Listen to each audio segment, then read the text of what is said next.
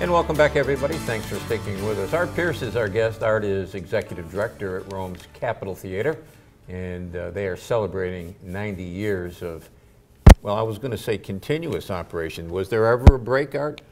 There was a period beginning in 1974. We'd been a first-run movie house, and at one point the Cinema National chain had leased our house.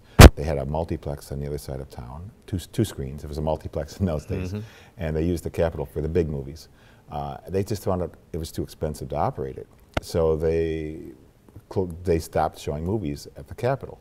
However, there would occasionally be large stage acts that would come through town, you know, the military bands or the Roy Radin vaudeville revues, and they would lease the Capitol to perform there. So it was never completely dark, but it was used very sporadically from the period of 1974 until 1985 when we reopened as a civic center.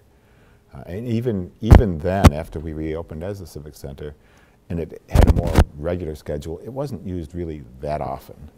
It was, you know, 30, 40 performances a year kind of thing, and eventually we got down to maybe 15 or 20 a year, which is not what you want to see with something in what was the heart of downtown. It's not really something to help revitalize the area when you're only doing 15 or 20 performances a year. And now you're doing a lot of stuff up there, and it's more than just the Capitol. You've got a complex up there. Right. Talk about that. Well, the Capitol, we do about 100 performances a year at the Capitol.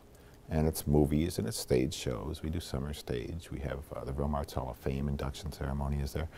We just did Nutcracker Ballet with the O'Neill Studio of Dance. So there's a lot of different kinds of shows. They're bands, big bands, that kind of thing. But we also purchased 3 additional buildings, one of which is going to be made into a multi-purpose space, which will be a rehearsal space, a place for smaller productions.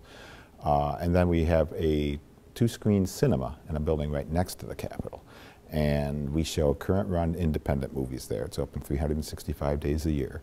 There's always at least 2 attractions there. We do a lot of special events there as well. So between the 2 venues, we're doing about 1,400 performances a year now, which is kind of made us realize that's kind of what we were doing when we were a first-run movie theater in the 20s through the 70s. We're different because the business has changed a lot since 1928 and since the 40s and 50s. But we are back to doing that number of performances again.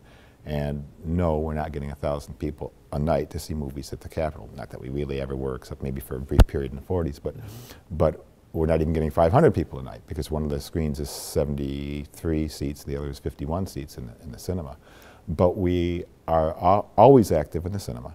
And there's always something going on in the Arts District now, and the Capitol is often active as well. So there's always something going on. There's a lot of activity. We're seeing other businesses spring up in our area because of our activity.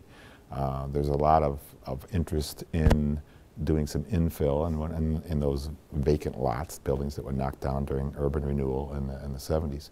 So I think downtown Rome is really reemerging now, and we're seeing a goodly amount of excitement, and I do think it may have been that we hit rock bottom maybe around the year 2000. You know, the base had closed, and there was a recession, and there weren't a lot of buildings left downtown, and there weren't a lot of businesses, and there weren't a lot of people going down there. The street reopened. Dominic Street had closed. Our street had closed. Our block. It was just open to pedestrian traffic, but that opened again, and that was kind of a start. And then the Capitol's starting to do more events, and then other businesses opening up in the area. We've got a new coffee house that opened a couple doors down from us. We have Brenda's Natural Foods just 2 doors down from us. Actually, it's our building. She's our tenant.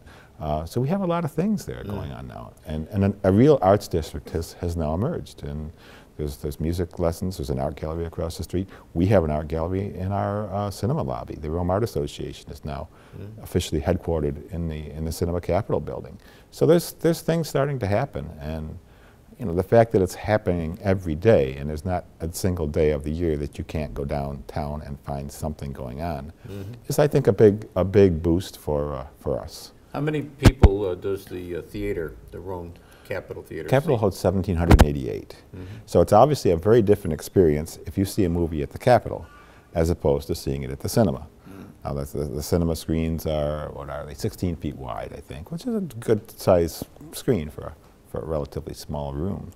And we have surround sound and digital projection in there. You know, it's all the latest stuff. At the Capitol, the screen is 40 feet wide. It's a much bigger house.